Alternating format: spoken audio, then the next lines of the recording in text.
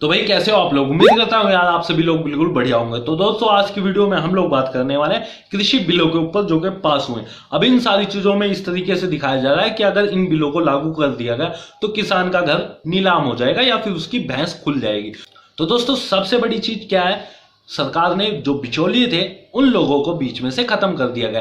पहले के टाइम में होता क्या था कि आप लोग अपनी फसलों को लेकर के मार्केट में जाते थे, वहां पे आप लोग आड़तियों को बेचते थे और फिर आड़तिये जो रहते थे नॉर्मली जो ठेले वाले रहते हैं सब्जी वगैरह रेडी वाले, इन लोगों को ये लोग बेच देते थे। तो इस बीच में होता क्या था, बहुत तगड़ा गेम होता था। अब जैसे कि मैं कोई भी फसल वगैरह उगाता हूँ, चलो नॉर्मल सी चीज है, मैं टमाटर की फसल ले लेता हूँ। मैं टमाटर की फसल तैयार की, उसके बाद में मैं लेकर के चला गया मार्केट में आड़तियों के पास। अब आड़तिये वहां पे करते क्या है, फसलों को देखते हैं। फसल भले ही मेरी ए कैटेगरी की हो, अगर उसमें कुछ भी इधर उधर हल्का सा भी कलर में डिफेक्ट है या कोई भी चीज है तो वो लोग बता देंगे कि तुम्हारी जो ये फसल है ये बी कैटेगरी की है। तो ऐसी कंडीशन में होगा क्या कि अगर सरकार ने रेट तय कर रखा है कि 10 रुपए किलो टमाटर बिकेगा, तो भाई 10 रुपए किलो तो अब मिलने से रहा मुझे। अब ऐसी कंडीशन में होगा क्या, मुझे बी कैटेगरी का रेट मिलेगा। बी कैटेगरी का रेट क्या होता है, वो होता है 6 रुपए किलो। अब ऐसी कंडीशन में अगर मैं उस सब्जी को उठा करके किसी दूसरे आढ़ती के पास जाता हूं, तो जिस आढ़ती से मैंने सबसे पहले बात की थी वो व्हाट्सएप पे मेरे बारे में इंफॉर्मेशन डाल देगा ग्रुप के अंदर। अब भाई पूरे आढ़तियों में फैल जाएगा कि फलाने बंदे का है, इस रेट पे लगाना है, बी ग्रेड देना है। तो भाई सभी आढ़तियों के पास में मैं चाहे कितना ही भी माथा पच्ची कर लूं, मुझे सेम रिजल्ट मिलना है। वहां पे मुझे बी ग्रेड ही मिलेगा और रेट भी सेम ही मिलेगा, मतलब बी ग्रेड का जो कि 6 रुपए तय हुआ है। अब ऐसी कंडीशन में मैं किसी न किसी तरीके से दबाव में आके अपनी फसल को बी ग्रेड क्वालिटी में बेच दूंगा। अब यहाँ पे तो मेरा गेम हो जाता है खत्म। 10 रुपए की फसल का दाम मेरे को 6 रुपए मिल जाता है। अब आढ़तिये क्या करते हैं कि हम लोगों का टाइम होता है रात को 3 बजे हम लोग आजादपुर मंडी पहुंच जाते हैं और मॉर्निंग में 6-7 बजे तक हम लोगों का काम हो जाता है खत्म। अब 6-7 बजे से ही काम शुरू हो जाता है। जो नॉर्मली रेडी वाले होते हैं ये लोग जाते हैं आढ़तियों के पास। अब आढ़तिया क्या करता है, मेरी बी ग्रेड वाली को ही ए ग्रेड बता करके उन लोगों के सामने रख देता है, रेडी वालों के सामने, और बोली लगवाना शुरू करता है कि भाई सरकार का रेट है 10 रुपए, अब बोली लगा लो, जिसकी ज्यादा बोली वो सब्जियों को ले जाएगा।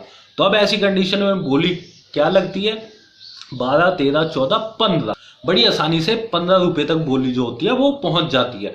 अब ऐसी कंडीशन में होता क्या है कि 15 रुपए की नॉर्मल ठेले वाले ने खरीदी, तो वो उसको करेगा क्या, नॉर्मली मार्केट में ले जाकर के बेचेगा तो 20 रुपए किलो बेचेगा, क्योंकि 1-2 रुपए लाने ले जाने का खर्चा भी होता है और 2-3 रुपए वो प्रॉफिट भी कमाएगा।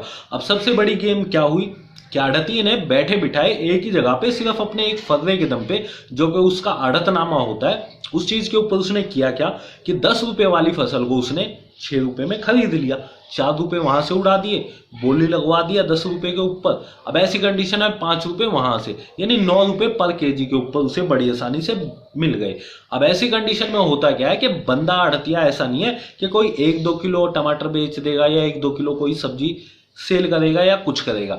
भाई ये लोग सीधा करते हैं हजार किलो में। अगर उसने एक दिन में 1000 किलो टमाटर बेच दिए तो भाई साहब 9 रुपए पर केजी पे उसे प्रॉफिट हो रहा है। तो बैठे बिठाए उसकी 9000 रुपए की गेम सीधी सादी बन गई। अगर इसी तरीके से आलू हो गया, प्याज हो गया, सभी चीजों की गेम जोड़ ली जाए ना, तो ये बंदे एक दिन में क्या, यानी रात को 2 बजे से लेकर के और सुबह 10 बजे तक, इसी टाइम के बीच में ये लोग लखपति बन जाते हैं और किसान बिल्कुल पागलों की तरह, यानी उसकी जो ए ग्रेड की फसल होनी चाहिए वो बी ग्रेड में बिक जाती है। तो ये सारी चीजें होती थी।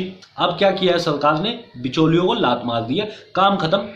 किसान अपनी फसलों को डायरेक्ट किसी को भी बेच सकता है, चाहे किसान अपनी फसलों को खेतों से बेचे, चाहे ऑनलाइन व्हाट्सएप पे बेच दो, चाहे किसी भी सोशल मीडिया वेबसाइट पे डाल करके अपनी फसलों को आप सेल कर सकते हो, कोई दिक्कत नहीं।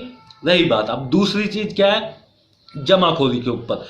पहले चीज क्या थी कि पहले सरसों का तेल हो गया या फिर आलू हो गए या फिर दालें हो गई, इस टाइप की चीजें जो थी, अगर मान लो इन चीजों को स्टोर करके रखा जाता था तो वो बहुत बेकार माना जाता था, यानी बहुत ज्यादा आप लोग स्टोर करके नहीं रख सकते, यानी ये सारी चीजें बहुत ज्यादा जरूरी चीजें मानी गई थी।